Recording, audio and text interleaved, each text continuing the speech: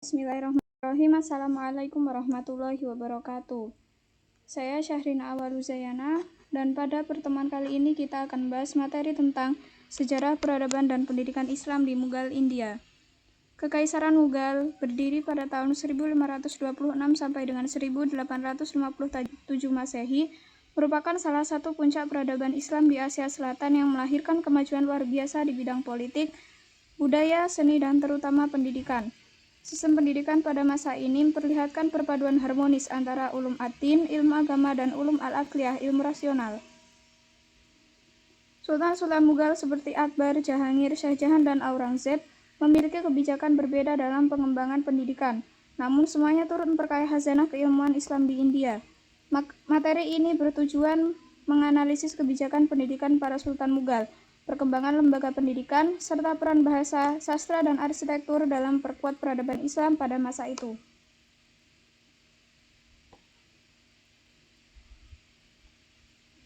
Islam telah masuk ke wilayah India sejak abad ke-8 Masehi, tetapi puncak perkembangan peradaban Islam terjadi pada masa pemerintahan dinasti Mughal, yaitu pada tahun 1526 sampai dengan 1857 Masehi. Dinasti ini berhasil memadukan warisan keilmuan Islam dengan kebudayaan lokal India, menciptakan sistem pendidikan yang melahirkan banyak ulama, ilmuwan, dan seniman besar. Adapun kebijakan para pendidikan Sultan Mughal yaitu sebagai berikut. Yang pertama adalah Akbar. Akbar dikenal sebagai penguasa yang toleran dan visioner dalam bidang pendidikan. Walaupun ia sendiri dikatakan buta huruf, ia sangat menghargai ilmu dan mempromosikan pendidikan bagi semua rakyat tanpa memandang agama. Menurut Important India, Akbar mendirikan madrasah dan maktab di berbagai kota seperti Agra, Delhi, dan Fatehpur Sikri. Ia memperluas kurikulum dengan memasukkan matematika, astronomi, sejarah, dan pertanian ke dalam pelajaran umum. Dalam Aini Akbari, dokumen administratif Akbar disebutkan bahwa every school boy ought to read books on moral, arithmetic, geometry, astronomy, agriculture, and history. Selain itu, Akbar mendirikan Ibadat Khana, Dewan Diskusi Agama, di Fatehpur Sikri, yang menjadi wadah dialog antar agama dan pusat perdebatan intelektual antara ulama, brahmana, misionaris Kristen, dan tokoh filsafat. Hal ini menunjukkan bahwa pendidikan pada masa Akbar berfungsi tidak hanya untuk memperdalam ilmu agama, tapi juga untuk memperluas wawasan kemanusiaan dan rasionalitas. Yang kedua adalah penerus Akbar, yaitu seperti Jahangir, Shah Jahan, dan Aurangzeb. Setelah Akbar, para penerusnya melanjutkan tradisi pendidikan tersebut dengan karakter masing-masing. Jahangir memperbaiki lembaga-lembaga lama dan mendukung pendidikan seni serta kaligrafi. Shah Jahan memperluas jaringan madrasah di Delhi dan Lahore serta memperkaya perpustakaan istana. Namun pada masa Aurangzeb, ditandai dengan penguatan ortodoksi Islam, Aurangzeb memfokuskan pendidikan pada studi syariah dan fikih. Britannica mencatat bahwa pada tahun 1669, Aurangzeb mengeluarkan kebijakan yang melarang sekolah Hindu di bawah yurisdiksi tertentu, menandai pergeseran arah pendidikan ke arah Islamisasi. Meskipun kebijakan konservatif era Aurangzeb turut melahirkan kurikulum sistematis seperti Darsi Nizami, yang kemudian menjadi model pendidikan Islam di Asia Selatan hingga sekarang. Adapun sistem pendidikan dan lembaga pada masa Mughal yaitu sebagai berikut.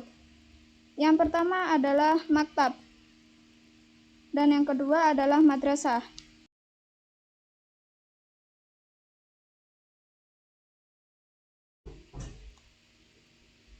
Selain itu, Akbar mendirikan lembaga penerjemahan naskah klasik untuk mempertemukan tradisi intelektual Hindu dan Islam. Karya-karya seperti Mahabharata dan Ramayana diterjemahkan ke dalam bahasa Persia.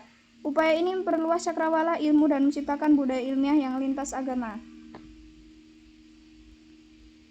Adapun beberapa tokoh berperan besar dalam pengembangan pendidikan Mughal yaitu sebagai berikut. Yang pertama adalah Abu Al-Fazl Ibn Mubarak, penasihat utama Akbar dan penulis Akbarnama serta Aini Akbari. Ia mendorong pembaharuan kurikulum pendidikan agar mencakup ilmu rasional dan humaniora. Yang kedua adalah Abdurrahim Khan-i Hanan, salah satu Navaratna 9 permata Akbar yang mempromosikan pendidikan dwi bahasa, Persia dan Sanskerta, serta mendukung penulisan ilmiah dan puisi religius. Pemikiran kedua tokoh ini menunjukkan bahwa pendidikan Mughal berpijak pada prinsip universalitas ilmu dan integrasi nilai moral dengan rasionalitas. Adapun bahasa Persia menjadi bahasa ilmu, administrasi, dan sastra di seluruh wilayah Mughal. Hal ini mendorong munculnya karya sastra, sejarah, dan ilmiah dalam bahasa Persia, serta memperkuat komunikasi intelektual antara ulama dan birokrat. Perkembangan seni dan arsitektur juga tidak terlepas dari pendidikan. Istana, madrasah, dan masjid megah seperti Taj Mahal, jamak masjid dan kompleks Fatehpur Sikri berfungsi sebagai pusat kegiatan belajar dan diskusi ilmiah. Dengan demikian, kemajuan seni dan sastra Mughal merupakan refleksi dari tradisi pendidikan dan intelektual yang kuat.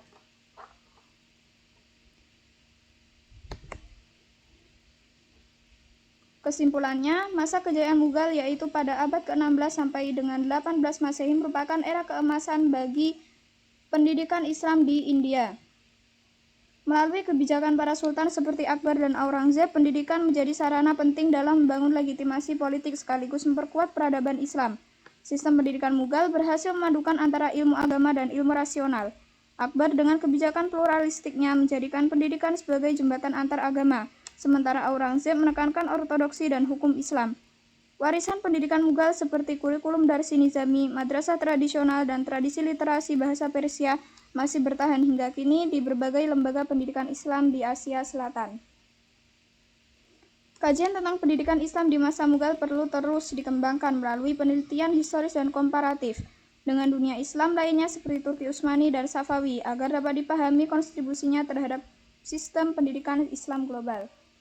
Baiklah, mungkin hanya ini yang dapat saya sampaikan. Adapun sumber kami dapat dari Britannica, Education, The Mughal Period, Important India, Education in Mughal Period, Daring Akbar Rule, The Patriot Asia, Ibadat Hana, Dewan Perbincangan Teologi Zaman Mughal,